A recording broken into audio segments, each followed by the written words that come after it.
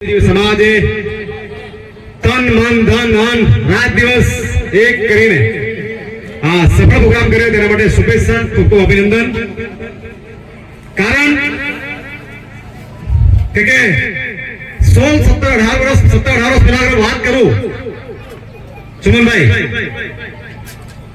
આદિવાસી જય આદિવાસી કહેતા હતા, જોહાર કહેતા હતા, આદિવાસી એકતા ની વાત કરતા હતો તો માર પડતો હતો.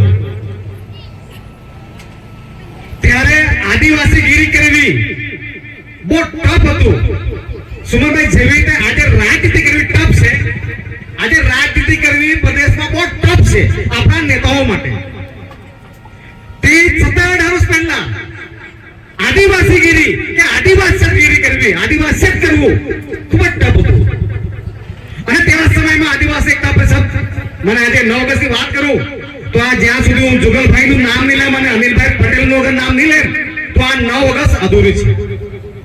કારણ કે એ લોકોને જોઈને 2008-9 માં અનિલભાઈ ઉમરકોઈ પંચાયત, ઉમરકોઈ ગામ, ત્યાં સુમનભાઈ લોકો ભેગા નહીં થતા તો ફૂટબોલ નું આયોજન કરીને અનિલભાઈ પટેલ આયોજન કરતા.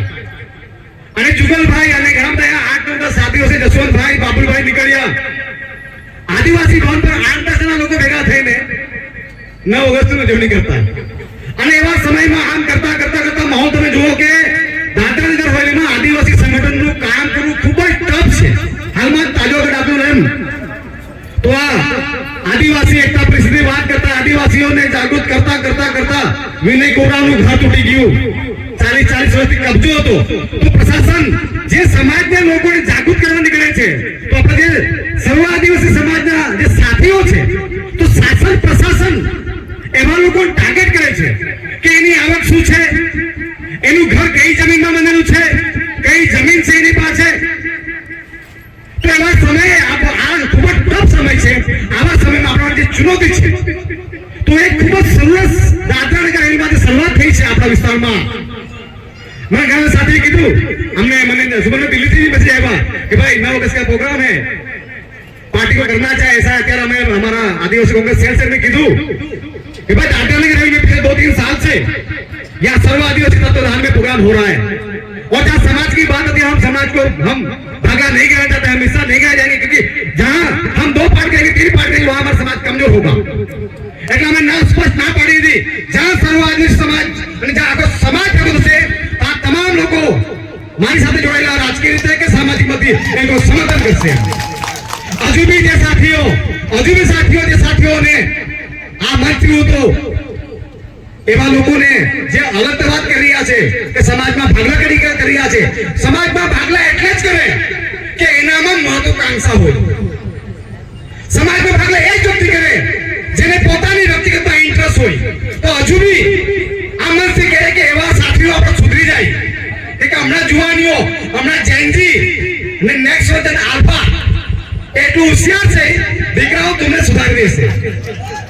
રાજનીતિ કરવી હોય, સામાજિક કરવી હોય, જે સમાજને ભાગ પાડીને અલગ સંગઠન બનાવીને અલગ સમાજ મન બનાવીને કર્યા છે એના પર વિશેષ નિવેદન છે.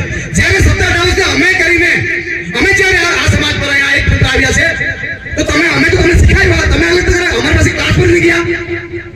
એટલે આ સામાજિક ટિપ્પણી કરું છું કે જે બી આવા સમાજને ભાગલા પર વાત કરે છે એવા જય ચંદોને ઓળખી લેવાનો. અગર મેં પણ અલગથી વાત કરું યા કોઈ પણ હોય એવા લોકો સમાજને ઓળખી લેવાની જરૂર છે. સુમનભાઈ બધી વાતો કરી, આપણે એવી જરૂર છે હમણાં સુમનભાઈ એવી જરૂર છે કે આ 9 ઓગસ્ટ વિશ્વ આદિવાસી દિવસ જ્યારે રિયો ડી જાનેરો 1992 ની વાત આવે, જ્યારે દુનિયાના 400 બુદ્ધિજીવો ગયેલા રિયો ડી જાનેરો, જ્યારે પરિષદના અશોકભાઈ ચૌધરી હતા ત્યારે આ 9 ઓગસ્ટ વિશ્વ આદિવાસી દિવસની વાત થાય ત્યાં પ્રપોઝલ બન્યું કે ભાઈ આ વાત તમે દુનિયાના આદિવાસીઓને બચાવવાની વાતો કરી રહ્યા છે તો એમાં એક વ્યવસ્થા કરો, નક્કી કરો કે દુનિયાના આદિવાસીઓ એક એને કઈ જનજાગૃતિ રૂપે હર વર્ષે એક થીમ હોવી જોઈએ. જે આ વખતે થીમ આપણી ડાયનની થીમ હતી, મારા ખ્યાલથી કેટલો એવો દવાખાના નહીં ગયેલો જેનો જન્મ દવાખાનામાં થયેલો, મારો તો નહીં થયેલો ભાઈ, જેનો જન્મ દવાખાનામાં થયેલો. એટલા અહીંયા કેટલા છે? અહીંયા 90% લોકો હશે. તો આ વખતે ડાયન થીમ છે અને દર વર્ષે યુનાઇટેડ નેશન કહે છે દુનિયાને કહે છે કે આ દુનિયાને બચાવવું હોય તો આદિવાસી સંસ્કૃતિ, આદિવાસી કલ્ચર અને આદિવાસી જીવનશૈલી પર જવું પડશે. દુનિયા કહે છે કે આદિવાસી